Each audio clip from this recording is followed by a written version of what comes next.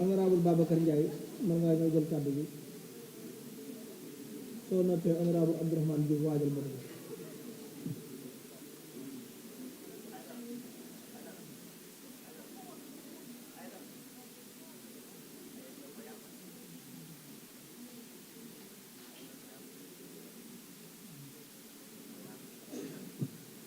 Asalaamaaleykum wa rahmatullah. Président ñu ngi lay nuyu la ziar bu baax monsieur le ministre ñu ngi lay nuyu la ziar di nuyu say collaborateurs yi nga àndal. Monsieur le ministre balaa may tàmbali dama lay jox benn information dama gis léegi ci Facebook bi suñu frère ñu koy wax Bayna Gueye Bayna mi nga xamante ni daanaka mën nañ ne moom moo jëlee Barthélémy Dias te mairie ba mu def benn post Facebook ci post bi mu ngi wane benn profil boo xamante ni photo Barthélémy Dias moo ci nekk ñu ko ci menacé de mort un message qu'on lui a envoyé di ko menacé de mort di ko saaga ndey mën na nag naa la ko jox comme que yaa ngi fi nga xam ne suñu frère Bayna Gueye est menacé de mort par un profil boo xamante ni photo Barthélémy Dias moom moo ci nekk lu ko wokk lu ko xuri ñu xam fan la jógee li ma bëgg a wax mooy accès à l'information dafa nekk lu am solo ci Sénégal. Je vais prendre en guise d'exemple le secteur extractif bi nga xamante ni yàlla dogal na ay fan a ngi nii man ak sama moromu député ñu ciy yëngu ñëpp xam nañu lépp lu mës a laale ci wàllum pétrole gaz or zircon maanaam lépp lu xeetoog secteur bi rek ay jamono ci ginnaaw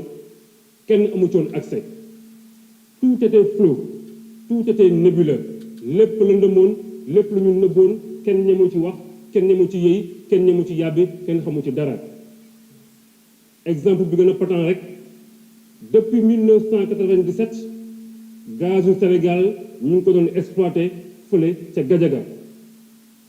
en 2020 plus de 10 ans après la ñuy door a xam ni Sénégal ñu ngi exploité suñu gaz fële ca Gadiaga li ko waral mooy secteur la boo xamante ni information bi dañ ko tënk boo xamante ni kenn mënu see jot benn Sénégal mënul xam lu xew ñun en tant que commission énergie ici à l'Assemblée bi ñu recevoir le top management de Forteza entreprise bi nga xamante ni moom mooy exploité gaz boobu noonu bi ñu ko laajee lan moo tax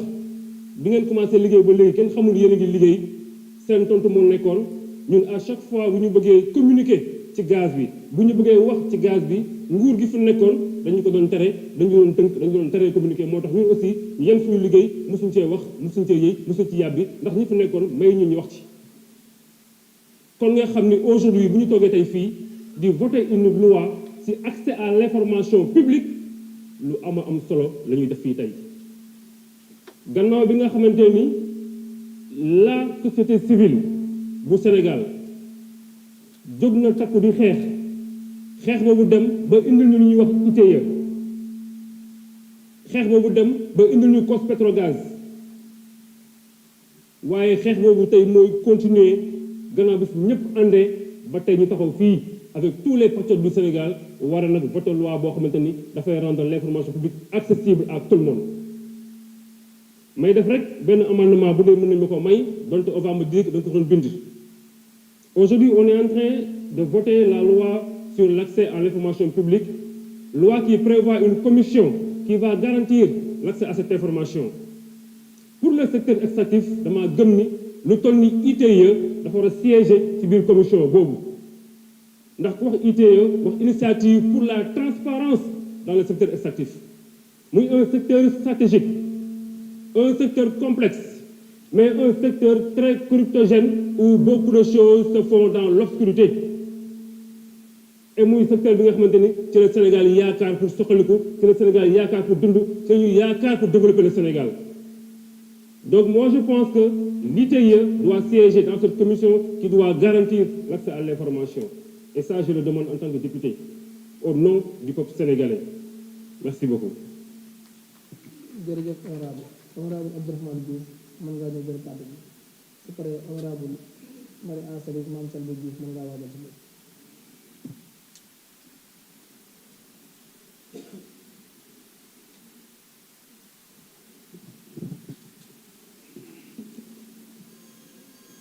asalaamaaleykum monsieur le président ñu lay nuyu monsieur le ministre ak chers collaborateurs ñu lay nuyu chers collègues maa ngi leen di nuyu di leen ziar bu baax. L'agenda national Sénégal 2050 traduit un changement du référentiel des politiques de développement. Ce nouveau référentiel prône la transparence, la redevabilité et la reddition des comptes dans la mise en valeur des politiques publiques. En effet,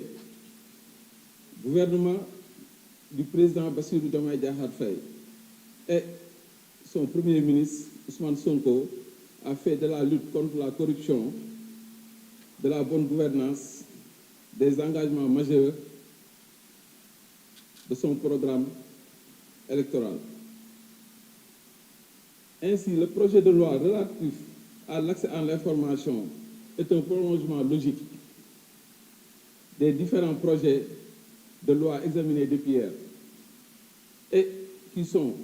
une réponse efficace d'une préoccupation constante pour garantir davantage la transparence, l'accessibilité de l'information, la probité et la rigueur dans la gestion des affaires publiques. Monsieur le ministre garde des Sceaux, ce projet de loi constitue un instrument essentiel pour la transparence démocratique. Il vise à garantir aux citoyens le droit effectif d'obtenir des informations détenues par l'administration publique et parapublique dans un délai raisonnable. Ces 4 projets de loi, ensemble, témoignent donc une démarche cohérente du gouvernement d'instaurer un cadre juridique efficace en faveur de la bonne gouvernance, en promouvant la participation citoyenne ainsi que la disponibilité à l'accès à l'information. À travers le vote de ces différents projets de loi, la gestion des affaires publiques sera désormais placée sous le regard et le contrôle vigilant des citoyens. En tant que parlementaire, je salue donc à sa juste valeur ces différentes initiatives législatives qui matérialisent aujourd'hui un acte concret, la nouvelle politique de redevabilité et de transparence du gouvernement.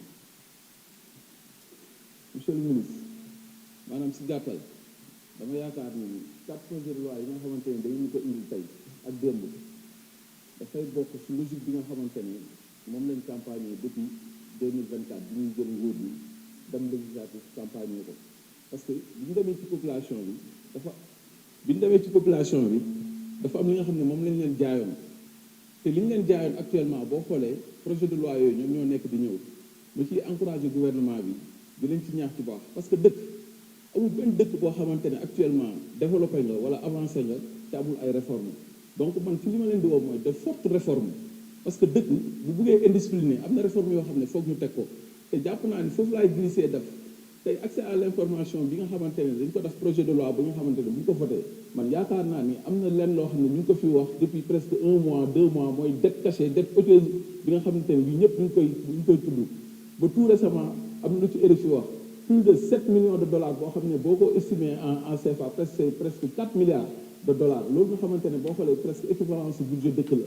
donc si cette dette est avérée man am naa question boo xamante ne bëgg naa nga leeral population bi si cette dette est avérée encore je me répète lan mooy tey yoon lan la mun a toppee gouvernement bi nga xamante ne ñoom ñoo fi jógee à l'occurrence ki nga xamante ne moom moo nekkoon ci bopp gouvernement bi nekk le président de la République si cette dette encore est avérée je vais me répéter encore une fois bu fekkee loolu ñuy wax dëgg la lan mooy sooru gouvernement bi nga xamante ne ñoom ñoo fi jógee parce que député yi fi jaar yëpp ñu ngi leen di dégg ñoom ñëpp